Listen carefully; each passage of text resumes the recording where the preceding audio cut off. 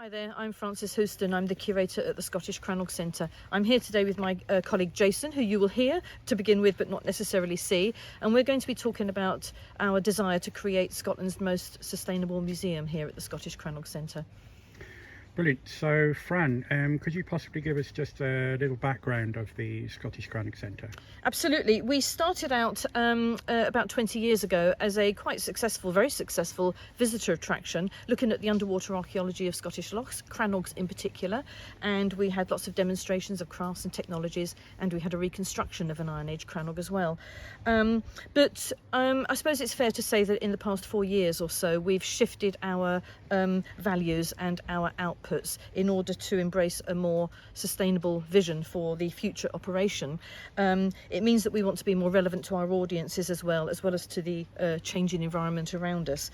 And as a part of all of that, we're going to be embracing 4 pillars of sustainability in our new vision. So can you just give us a little bit more detail about what you mean by values and relevance? Yes, I can. Well, firstly, I suppose it's fair to say that we want to have a more caring and inclusive approach to how we operate. So we've embraced some initiatives. We've done things, for example, like become a real living wage employer. We've become a disability confident employer. We have an apprenticeship scheme. We have long-term unemployed people with us on another local authority run scheme. We have mental health first aid training, which has been embedded into several of my colleagues, Jason included here. We've embraced a model of equity and equality about how we operate. And we believe really that there's no reason why museums shouldn't embrace this concept of social justice as it delivers its outputs.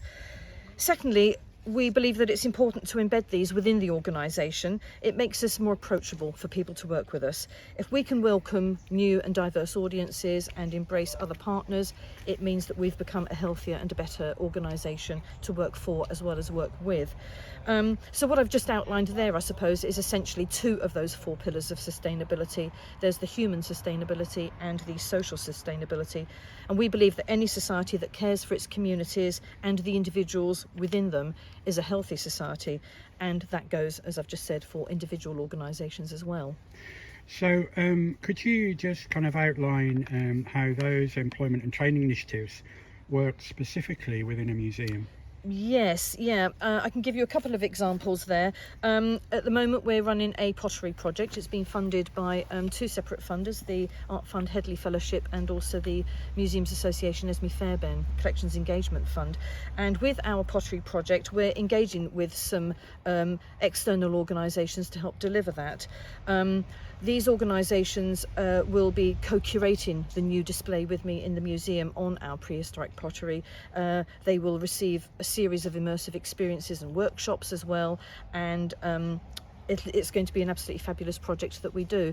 The organisations that we're working with are based in our local city, about 40 miles away, and those organisations provide support to people who are survivors of domestic violence, rape, sexual assault and so forth. So there's a whole host of organisations that we're working with to deliver that.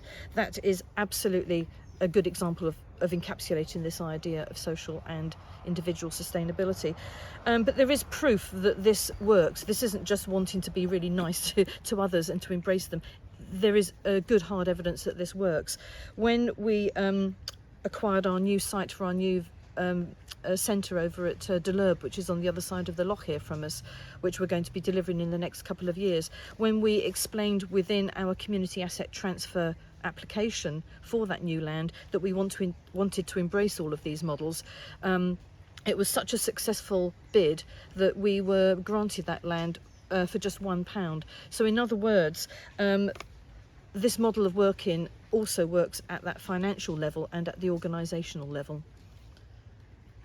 So could you also tell us about the other pillars of sustainability at the museum?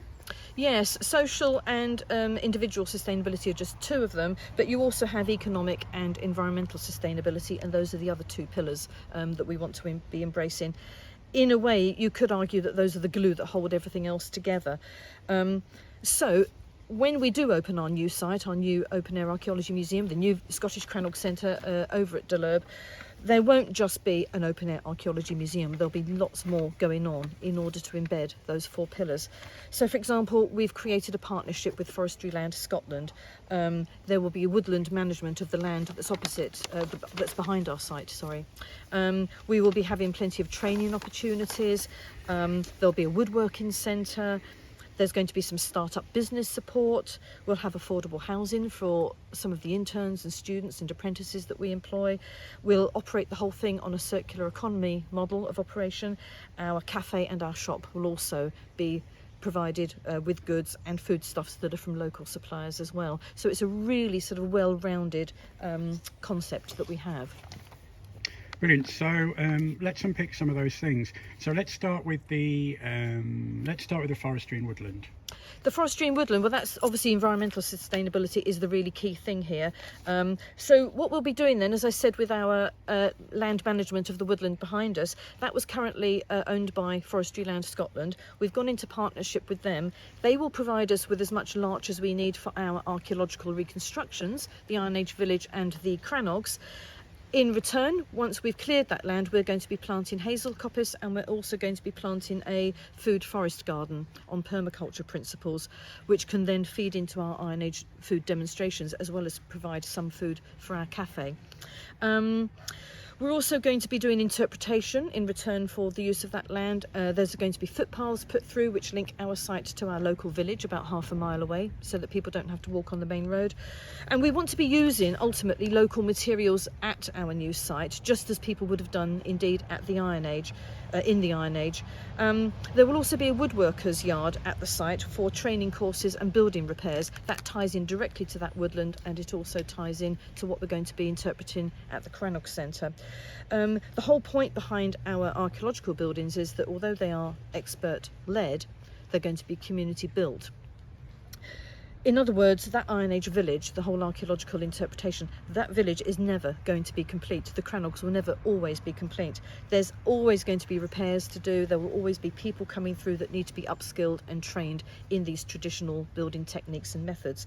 And there will always be ideas to try out and to experiment with. So that embraces not just environmental sustainability of our natural woodland, but that completely embeds that into the archaeological delivery that we will do at the centre. Hi, my name's Paterson. I'm a coppice worker, and I'm here to establish a coppice and to train. We have craft fellows being trained in coppicing so that we can embed these skills for the future. So would you like to tell us a little bit more about coppicing and what that involves? Coppicing is a sustainable way of managing deciduous woodlands. You cut a tree to the ground and it regenerates. You do that in lots so you don't kill any trees. It is probably the most sustainable parts factory in the world, using the nutrients from the ground and the sun to grow the parts for a lot of stuff that we're going to need for the Iron Age village. Brilliant. So in terms of when we're thinking about the new museum, the fact that the buildings are going to change, there's going to be a seasonality with the building process. Can you just give us a little bit more information about that? Yeah, that is very seasonal, but we don't really know how that's going to be until we're there and we start actually doing it. I would imagine it would evolve quite organically as we're working away and we start to learn from the experience of that. Although for the most, we're always going to be regenerating, rebuilding, repairing. So the idea of bringing everything from across the road from a sustainable woodland is just the way forward. And finally, would you like to just tell us a little bit about the new craft apprentices and how they are going to be embedded into the new museum? Well, embedded into the new museum, the craft apprentices, first of all, the one that I have just now, who is studying coppicing, he will be learning how to manage a coppice woodland and also a lot of the coppice crafts going forward, right up to sort of bigger round wood building.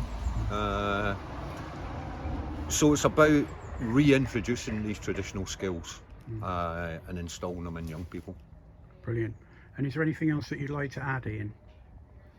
I think also looking at that, we're looking at sustainability, but it's a coppice woodland it really increases the biodiversity as well while you're managing that, which allows other species a chance to flourish. Yeah, I think that's it. Brilliant. So it's a real long-term goal then, isn't it? Things that we do now are going to make changes in 30, 40 years, so it's not immediate. We're thinking way down the line, aren't we? No, this isn't immediate. Let's get this into perspective. If we start planting this year on that hillside, it realistically is going to be 11, 12 years before we are really harvesting good wood from there.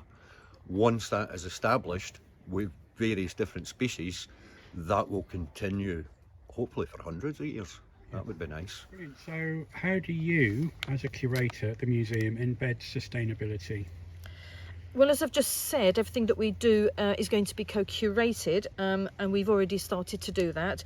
We've already begun to do things like offer immersive school experiences, so that when schools come to us, they get a fully embedded experience for a full day with us. We've begun to deliver online lessons to people, especially during lockdown. And again, we've worked with organisations such as adult mental health organisations in our local cities to ensure that sort of people are sort of looked after and cared for during that pandemic lockdown. Currently with our pottery project, those organisations that I've just mentioned, we did get grants to be able to co-curate with them. And this is where sustainability really does pay for itself. These grants will pay you to do these immersive experiences, to do engagements with community organisations, as well as to deliver new curatorial work as well. So it's all absolutely sort of tied in with itself. And I know, in fact, Jason, that you, as our experimental archaeologist, will be embracing those 4 pillars in your work when you do your experimental archaeology, which we can perhaps hear about more later if there's time. Right, so I've turned the tables now on Jason. You've now got his face in view, and you're hearing my voice from behind the scenes here. And what I wanted to do was just to ask Jason a little bit more about a particular experiment that he's been doing here at the Crannog. He has multiple roles here. He is our experimental archaeologist, but he's also one of our apprenticeships scheme assessors. Excuse me, I lost my teeth there a little bit. And many other roles as well, especially with our workshop program and so forth. But if we can just come back to this particular experiment you've been doing at the moment, Jason, on one of the pots, one of the Oakbank Crannog pots in particular. Can I ask you a little bit about that? Yeah, sure. I think that the main thing that we do, and we've been talking about it in a very big way so far, is the storytelling that runs right through the organisation, and this kind of emerges from the collection. And I'm really interested in very, very small objects, the domestic everyday objects.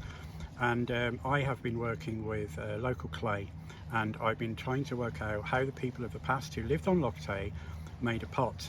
That has been involved sourcing the clay, it's been involved drying it, I've made the temper for it, and I'm now firing it today, so hopefully that will succeed. So these very, very small objects can actually be very, very quiet, but they can actually be very, very loud as well.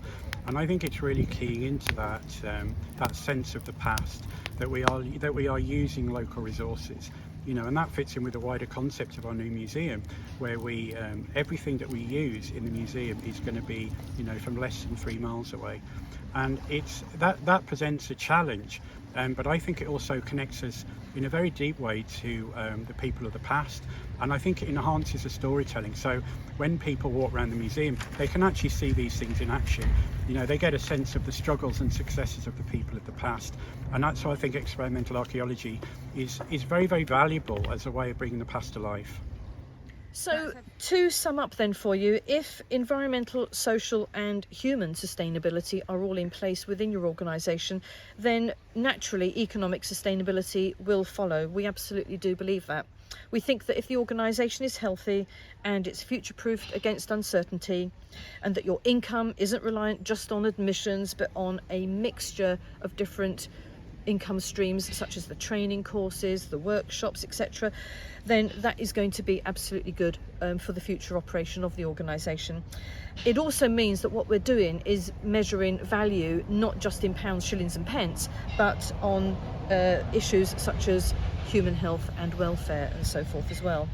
We think that we know we're on the right path with this vision because, as I said earlier in the video, we acquired our new site for £1, and the Scottish Government have invested £2.3 million in us for the delivery of the first phase of our new development.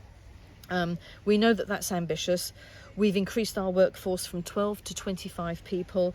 We've increased our running costs as well a lot, that's fair to say, but we know that that's the only way forward, because we think that if we'd done absolutely nothing and if we hadn't embraced any elements of sustainability at all in our plans for the new Scottish Crannog Centre, then to be honest with you, we think that that would have completely ended up with us flatlining as an organisation, and it would have led to eventual closure. So it was ambitious, but it was the only way to move forward, and we've embraced those things absolutely wholeheartedly. You can find out more about these plans. Obviously, we'll be available to talk at the end of our at the question and answer session at the end. But you can also find out more from our website and all our social media, and we'll embed something here with that information for you. So thanks for listening, and we look forward to seeing you all at the question and answer session.